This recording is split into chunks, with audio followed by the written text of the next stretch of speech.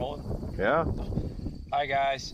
I was just tying on a new set of rolls on the square baler here. Got it knotted, and this roll's just about spent. Pretty simple. There's a little eyelet under there. It just feeds through and goes down.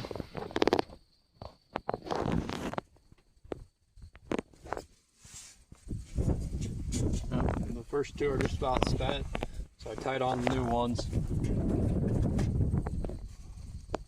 It's even got a little diagram showing you what to do right there. Feeding through, and then of course you just needles there, and those needles will push it up into the knotter.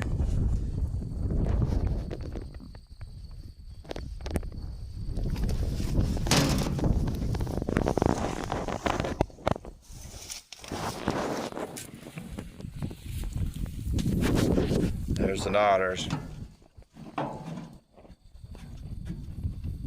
You know how they work, friends? That's right, by magic. Anyway, this one's been doing just fine.